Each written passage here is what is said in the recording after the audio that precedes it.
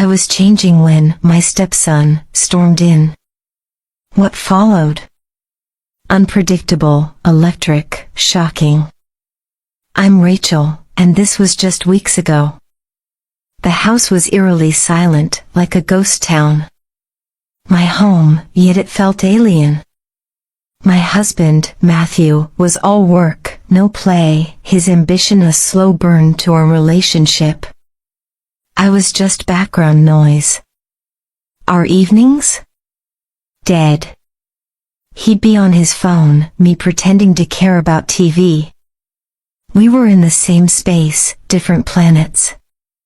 Then Liam returned, fresh from university.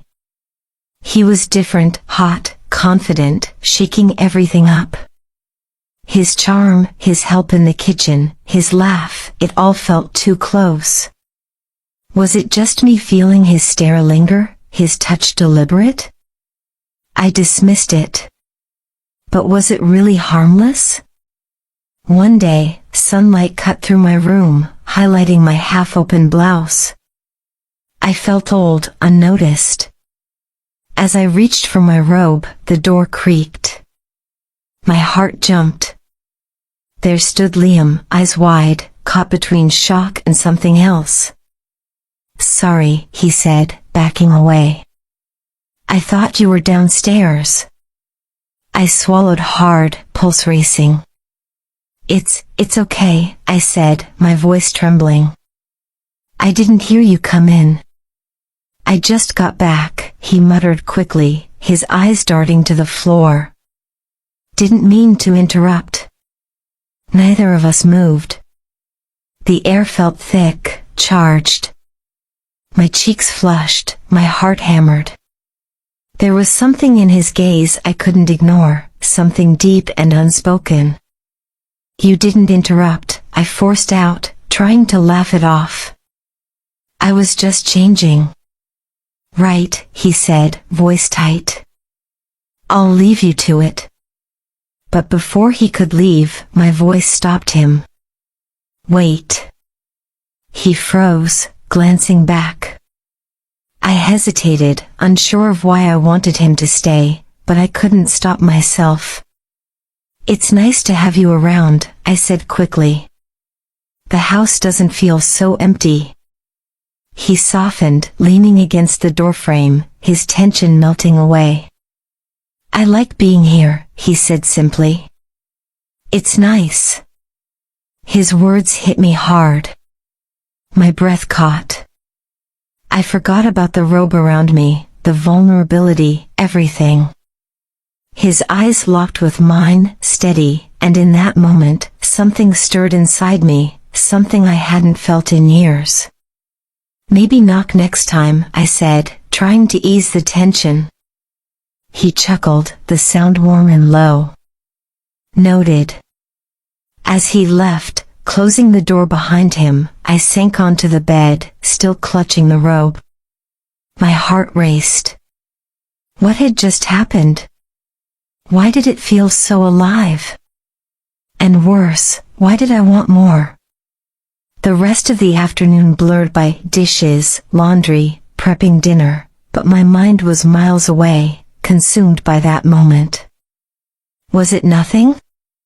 Or was there something more between us? The way his eyes lingered on me. I couldn't shake it. The sound of footsteps on the stairs pulled me from my thoughts. The smell of roasted chicken and vegetables filled the air. Liam walked in, his voice casual, but there was a hesitation in his step. Smells great. Thanks, I said, barely looking up. Hope you're hungry. I always am, he replied with a chuckle, grabbing plates. But the tension still hung between us, thick and undeniable. We ate, the conversation light, his job hunt, his old friends. I listened, but I was distracted, drawn to the way he moved, the way his eyes occasionally flicked to mine. You seem distracted, Liam said suddenly, his voice sharp. What? I blinked, startled. He studied me closely, his eyes narrowing. "You've seemed off lately. Everything okay?" I hesitated, my chest tightening. What was I supposed to say? The truth? It was tangled up in emotions I barely understood. "It's nothing," I said, forcing a smile. "Just the usual. Matthew's always busy, and the house feels..." I trailed off, unsure how to finish, but Liam seemed to understand. "Yeah, I get that," he said quietly, his gaze dropping to his plate. "It's like he's here, but not really here." His words hit me hard, more than I expected. "Exactly," I whispered, my heart tightening.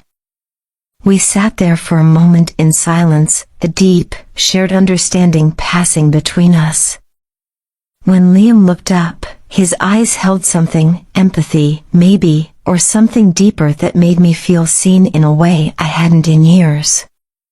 "Hey," he said softly, his voice warm, "you don't have to go through it alone, you know? I'm here." His words caught me off guard, and for a split second, my defenses wavered. "Thanks, Liam," I whispered. "That means a lot." He smiled, and for the first time in ages, the tension in the room eased. We finished dinner in a quiet, almost surreal companionable silence, neither of us acknowledging the pull between us. Afterward, he retreated to the living room, and I busied myself in the kitchen, trying to shake the feeling that had settled in my chest. Later that evening, as I made my way upstairs to my room, I paused outside Liam's door, the soft glow of his desk lamp spilling into the hall. The temptation to knock, to bridge the gap between us, was almost unbearable, but I forced myself to keep moving. I slipped into my room, closing the door behind me, and collapsed onto the bed, heart racing. It was just loneliness, I told myself. Just a need for connection. But deep down, I knew it was more than that. The way he looked at me, the way my pulse quickened when he was near. I couldn't ignore it. Sleep was elusive that night. My dreams were fragmented, filled with images of him, his gaze, his presence. I woke up to sunlight streaming through the blinds, harsh and uninvited. I dragged myself out of bed, trying to shake the haze, and headed for a shower. The hot water did nothing to clear my mind. As I stood there, the steam swirling around me, I couldn't stop replaying the moments with him, the way his eyes lingered, the tension that pulsed in the air. It felt like a fire, slow burning and impossible to extinguish. I stepped out of the shower, wrapped in a towel, only to freeze as the door creaked open. My heart leapt into my throat when Liam stepped inside, his eyes widening in shock. "Oh God, I'm sorry," he blurted, spinning around to leave. "I didn't know." "Liam, wait," I blurted out before I could stop myself. He hesitated, his hand still on the doorknob, and turned back toward me. "Yeah." I stood there, clutching the towel, my mind racing. Words caught in my throat. The tension between us crackled, thick and heavy, like static in the air. I began, but my voice faltered. His gaze locked with mine, steady and intense. The world seemed to shift around us. "It's okay," I said softly, barely above a whisper. "You don't have to go." He lingered in the doorway, his hand still on the knob, the air between us charged, taut with something unspoken. His eyes flicked down to the floor for a brief second, then back to mine. "Are you sure?" he asked, his voice quiet, but with a depth that made my pulse race.